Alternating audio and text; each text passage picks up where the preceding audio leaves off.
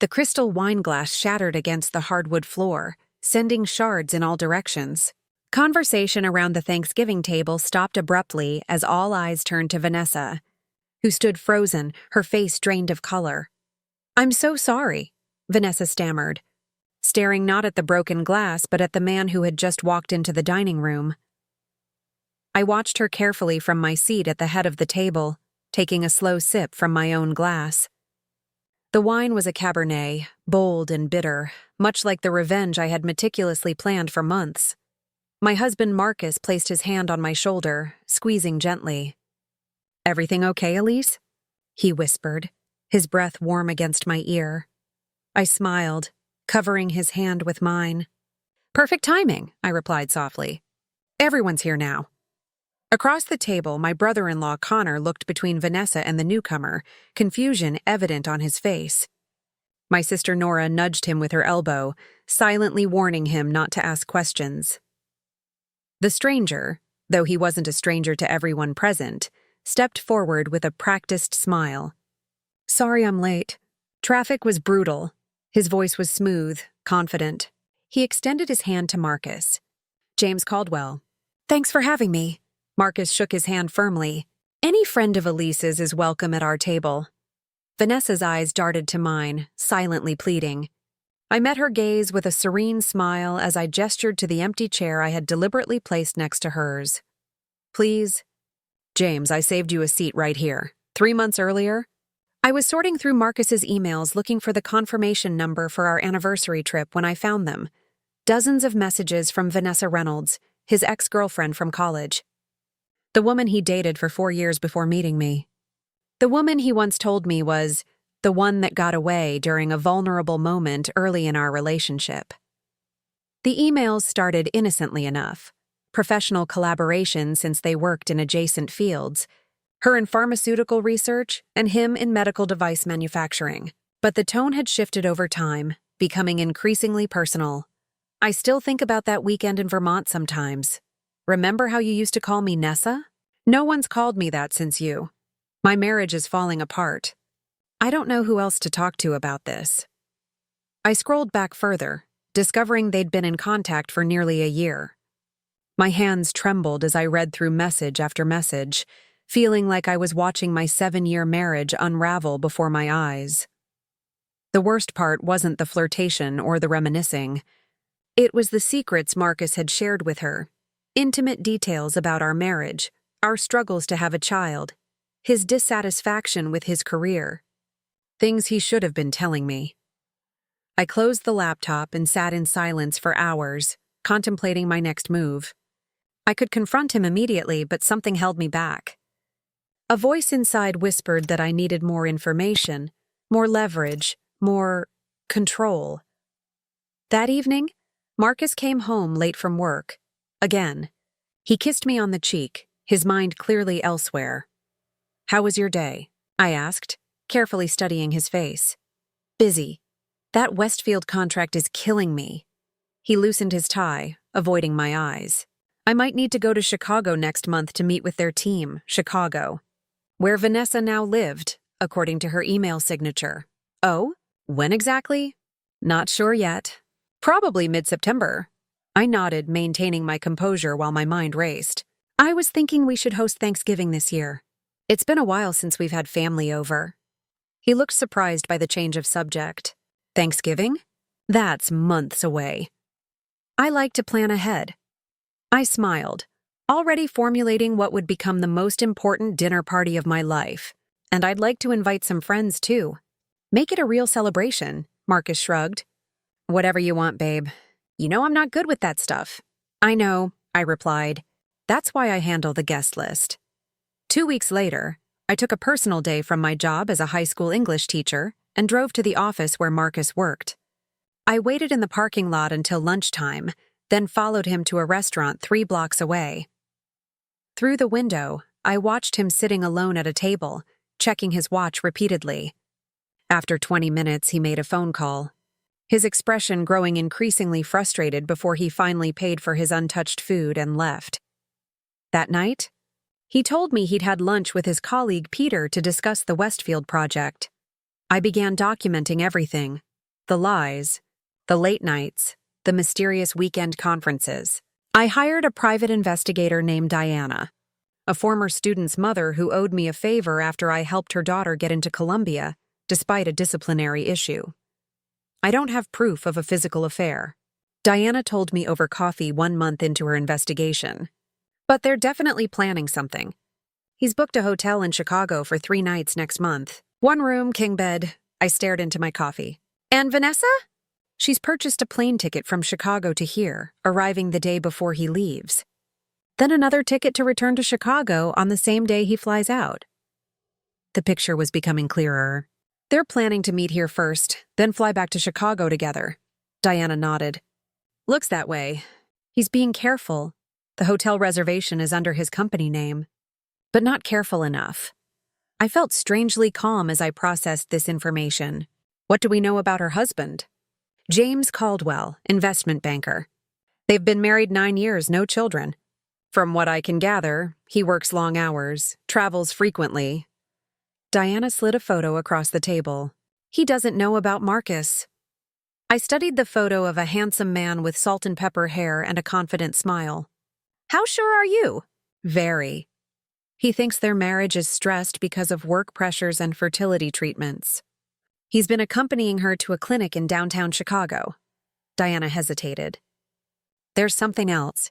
According to my source at the clinic, she stopped the actual treatment 6 months ago but kept scheduling appointments.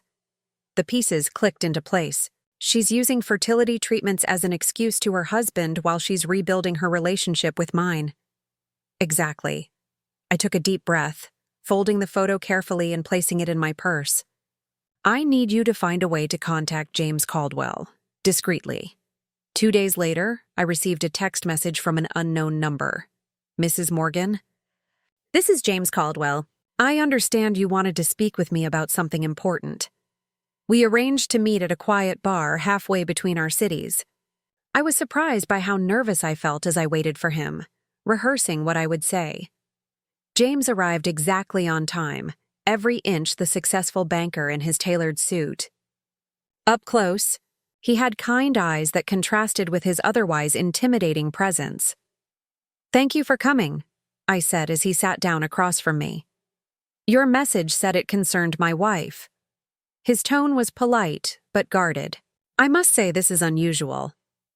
I know, and I apologize for the secrecy. I paused, gathering my courage. Mr. Caldwell, what I'm about to tell you is difficult, but I believe you deserve to know. Our spouses have been communicating for some time, and I have reason to believe they're planning to meet soon. I watched as understanding dawned on his face, quickly followed by disbelief. You're suggesting Vanessa is having an affair? I'm not suggesting anything. I'm telling you what I know. I pulled out a folder containing selected email printouts and Diana's report, sliding it across the table. I'm sorry. He didn't open the folder immediately, studying my face instead. Why are you doing this? Why not confront your husband? The question caught me off guard. Because I want to understand the full picture before I decide what to do. And what exactly do you plan to do, Mrs. Morgan? I met his gaze steadily. I haven't decided yet, but I thought you should have the same information I do before either of us makes a move. James finally opened the folder, his expression hardening as he scanned the contents. When he looked up, the kindness had vanished from his eyes. I appreciate your directness, he said coldly. Now, if you'll excuse me, I need to think. He left without another word, taking the folder with him. The following week, Marcus announced his Chicago trip had been canceled due to budget constraints. That same day, Diana informed me that Vanessa had changed her flight plans, canceling her trip entirely. Something spooked them, Diana suggested. Or someone, I thought. 2 days later, I received another text from James. I confronted Vanessa. She claims the emails were harmless, that they reconnected as friends going through similar struggles. She's agreed to cut contact with your husband. I thought you should know. I stared at the message, unsure whether to feel relief or disappointment. Part of me had been ready for war, and now the battle seemed over before it had begun. Thank you for telling me, I replied. Are you okay? His response came hours later. No, but I will be. And this isn't over. I didn't hear from James again, but I kept tabs on Vanessa through social media. She posted frequently about her work, her marriage, her perfect life. In August, she shared photos from a second honeymoon with James in the Maldives. Reconnecting with my soulmate, the caption read. Meanwhile, things with Marcus improved superficially. He was home more, attentive, suggesting date nights and weekend getaways. But something had changed between us, or perhaps I had finally seen what was always there. The foundation of trust had cracked, and I wasn't sure it could be repaired. In September, I brought up Thanksgiving again. I was thinking we could invite some of your old friends, I suggested casually over dinner. You're always saying you don't see enough of your college crowd. Marcus looked up from his plate, surprised. Really? Like who? I shrugged. Alex and Whitney, maybe? And didn't you mention running into Vanessa Reynolds recently? You said she moved to Chicago. His fork paused midway to his mouth. Vanessa? I don't think that would be appropriate. Why not? You dated ages ago. Surely that's water under the bridge. I took a sip of wine. Besides, you said she's married now, too. We could invite her husband as well. Marcus set down his fork. Elise, where is this coming from? You've never shown interest in meeting my exes before. I'm trying to be more open-minded. I smiled. And I'm curious about this woman you were with for 4 years. He studied me closely. Did someone say something to you about Vanessa? Should they have? I countered. The tension stretched between us until Marcus finally sighed. No, of course not. It might be awkward, that's all. I think I can handle a little awkwardness. I reached for his hand across the table. Please, I really want to do this. After further persuasion, including the suggestion that it would show how secure our marriage was, Marcus reluctantly agreed to reach out to Vanessa about Thanksgiving.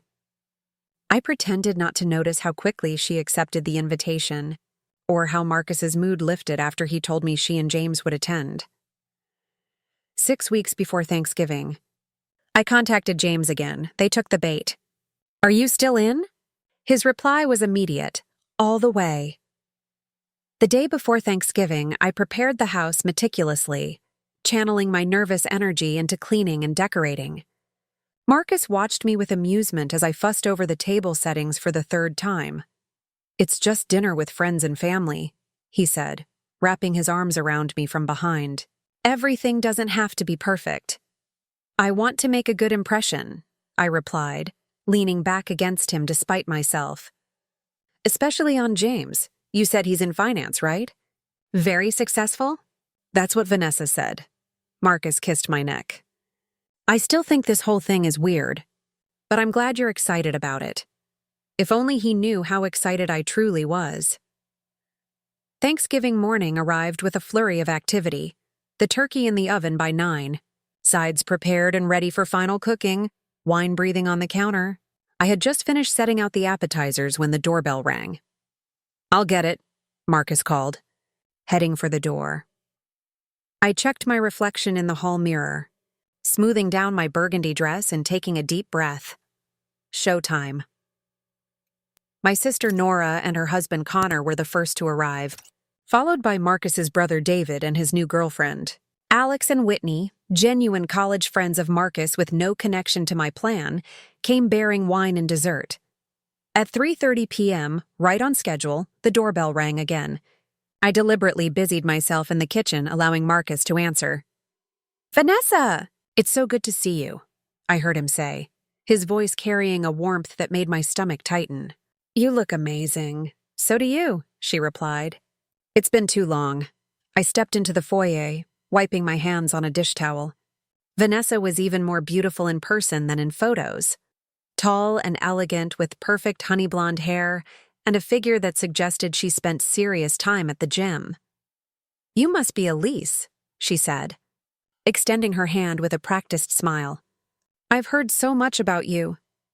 Likewise, I replied, accepting her handshake. Thank you for coming. Where's your husband? A flicker of something, annoyance? Concern crossed her face. James had a last-minute work emergency. He's trying to resolve it and join us later. Marcus and Vanessa exchanged a quick glance that confirmed my suspicions.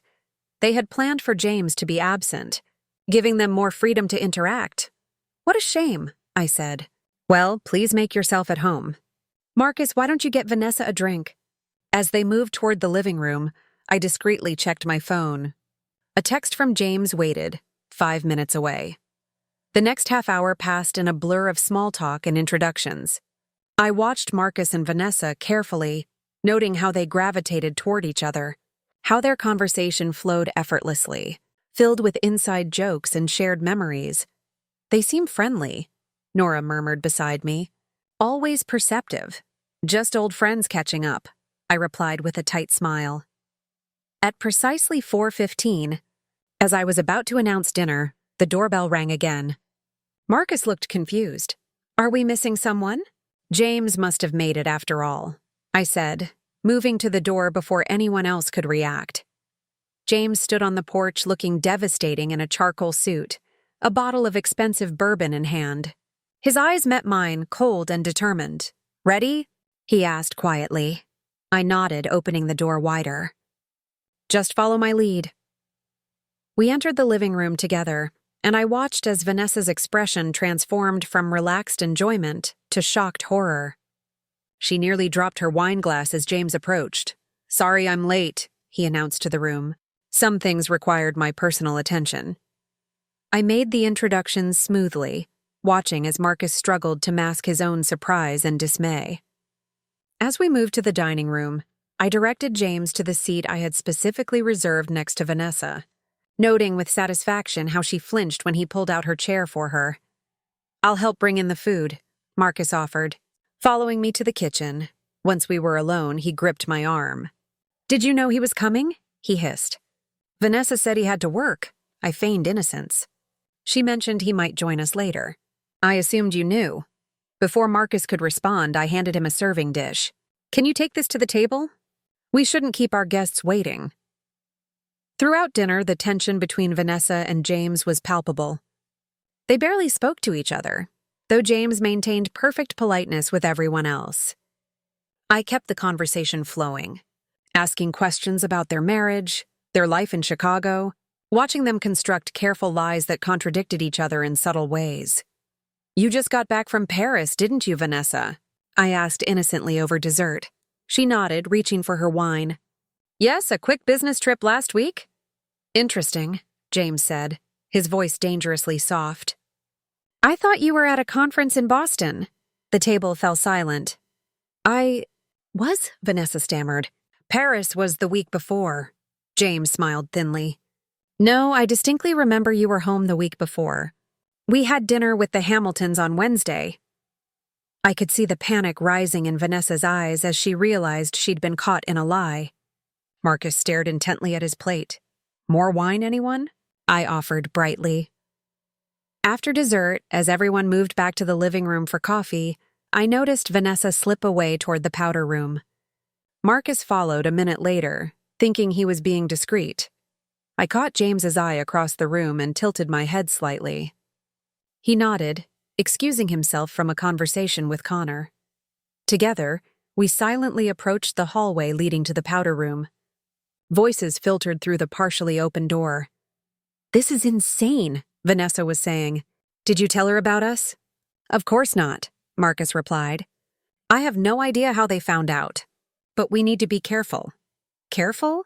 It's too late for careful. James has been acting strange for weeks. He keeps checking my phone, questioning my schedule. And now this ambush? Lower your voice, Marcus warned. We just need to get through today and then we can figure things out. Figure what out? Our plan is ruined. I was going to tell James about the divorce next month after I secured my share of the assets. James tensed beside me, his hands clenching into fists. And what about Elise? Marcus asked. There was a pause before Vanessa replied. What about her? You said yourself she's been distant, focused on her career. She probably suspects something already. I love her, Nessa. Another pause, longer this time. But you love me more, Vanessa said, her voice softening. Don't you? The sound of movement followed, bodies coming together, a muffled sigh. I'd heard enough. I stepped back, pulling James with me into the adjacent study. His face was a mask of controlled fury. "I need air," he said tightly. "Wait," I whispered, gripping his arm. "Don't confront them yet. Let them think they're safe, just for a little longer." He searched my face. "You're remarkably calm." "I've had months to process this," I replied. "And I need your help for the next part." Back in the living room, I carefully observed Marcus and Vanessa as they returned separately, both slightly flushed. No one else seemed to notice anything amiss as the conversation continued, though Nora shot me a concerned glance. An hour later, as guests began preparing to leave, I implemented the next phase of my plan. "Before everyone goes," I announced, "I have something special to share." I retrieved a USB drive from my study, connecting it to the television. "I've been working on a little project, a highlight reel of special moments." Marcus looked puzzled but pleased. "What's the occasion?" "Gratitude," I replied simply. "It is Thanksgiving, after all." The screen flickered to life, showing familiar family photos and videos, holidays, vacations, wedding pictures. Everyone settled in to watch, making appreciative comments. Then the footage changed. Marcus and Vanessa appeared, sitting close together in a restaurant booth, his hand covering hers on the table. "What is this?" Marcus asked, his voice strained. The next clip showed them embracing outside a hotel, followed by footage of them entering together. Gasps and murmurs filled the room. Vanessa stood abruptly. "This is outrageous," she sputtered. "You've been spying on us?" "Not me, personally," I clarified, my voice steady. "I hired someone professional." I advanced to the next segment. Screenshots of their email exchanges. Highlighted text revealing the depth of their betrayal. "I can't wait to start our life together. Once everything is settled with our spouses, we won't have to hide anymore. The Chicago office is perfect. No one will know our history there." Marcus lunged for the remote, but James intercepted him, gripping his wrist with barely controlled violence. "Let it play," James commanded. The final clip was the most damning. Marcus and Vanessa in intimate conversation from earlier that very day. Their whispered declarations of love and plans for the future captured perfectly by the recording device I'd hidden in the powder room. When it ended, the silence was deafening. "Well," I said, turning to face the stunned room, "I believe that explains the seating arrangement." Vanessa recovered first, her face contorting with rage. "You vindictive bitch! You planned this whole thing. This entire dinner was a setup." "Yes," I agreed calmly. "It was. How long have you known?" Marcus asked, his voice hollow. "Long enough." I looked between him and Vanessa. "Long enough to watch you lie to my face day after day. Long enough to discover exactly who you both really are." James stepped forward. "I'd like to hear what exactly you had planned, Vanessa. Something about securing your share of our assets before filing for divorce?" Vanessa's eyes darted around the room, searching for an ally and finding none. "This is being blown completely out of proportion. Marcus and I reconnected as friends. These recordings, they're taken out of context." "The context," I said, "is that you and my husband have been having an affair for months while plotting to leave us once you'd extracted what you wanted." "The context is betrayal." My sister stood up. "Connor and I should go," she said awkwardly. "No, please stay," I insisted. "I invited everyone here today for a reason. I wanted witnesses." Alex and Whitney exchanged uncomfortable glances. David stared at his brother with undisguised disgust. "Witnesses to what?" Marcus demanded. "Your public humiliation of me? Of us?" "No," I replied softly. "Witnesses to the truth. No more secrets, no more lies." I turned to our guests. "I apologize for involving you in this unpleasant situation, but I needed people who care about Marcus to see who he's chosen to become." "Elise," Marcus began, his tone pleading, "we can talk about this privately." "We can work through it," I laughed, the sound sharp and bitter. "Work through it? You were planning to leave me for her. You've been lying to me for almost a year." "I made a mistake," he said, eyes filling with tears. "I got caught up in something that shouldn't have happened. A year-long mistake? With hotel rooms and secret emails and plans to move to Chicago? I shook my head. That's not a mistake. That's a choice. A series of choices. Vanessa turned to James, suddenly shifting tactics. James, honey, this looks terrible, I know. But it's not what you think.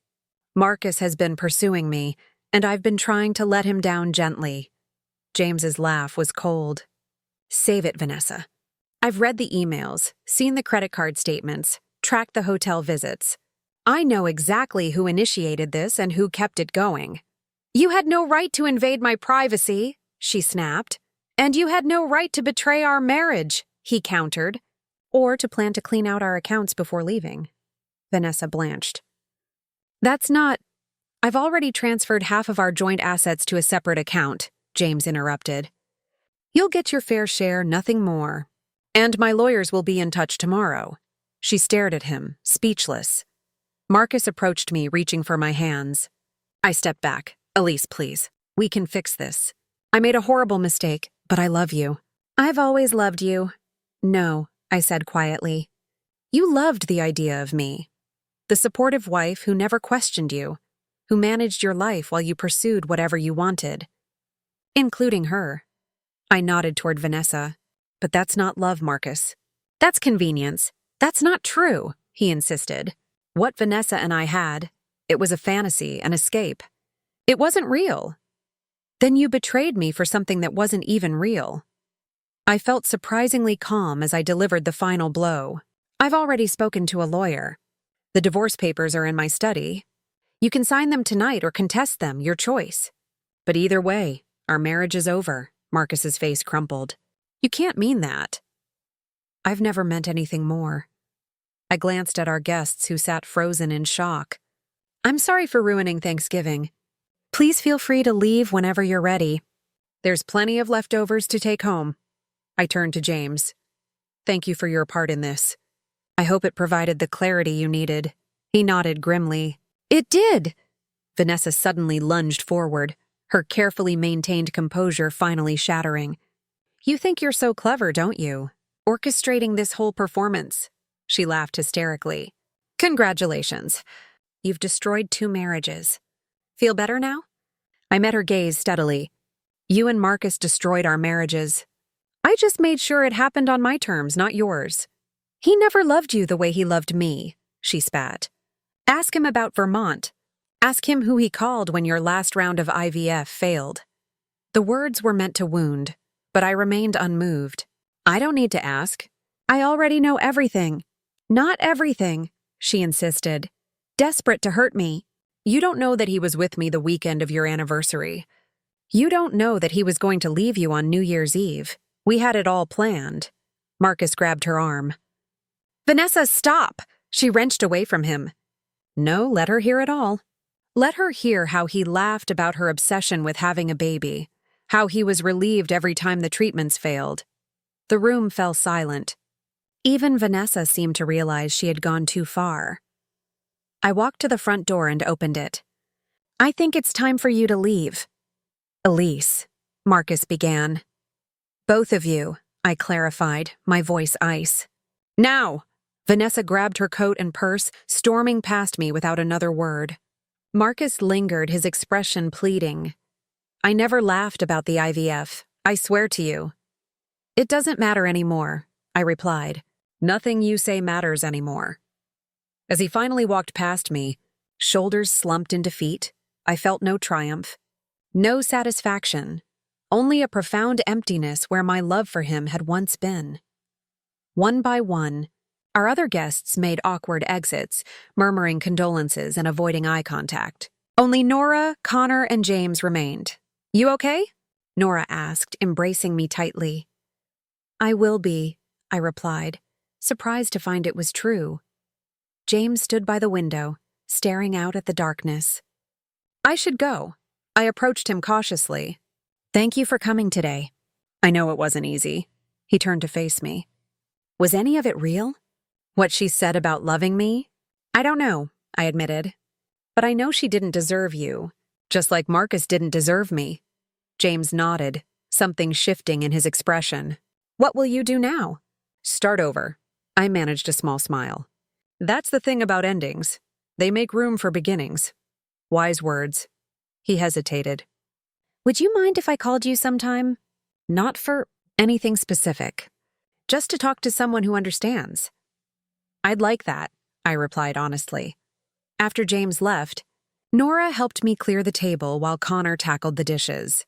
I still can't believe you pulled this off, Nora said, wrapping leftover turkey. I knew something was up when you insisted we all come, but I never imagined this. I needed to see their faces when the truth came out, I explained. I needed everyone to see who they really are. And did it help? Getting your revenge? I considered the question carefully. It wasn't about revenge. It was about taking back control. They were planning our futures without our consent or knowledge. I couldn't let that stand. Nora studied me with concern. Are you really going through with the divorce? Yes.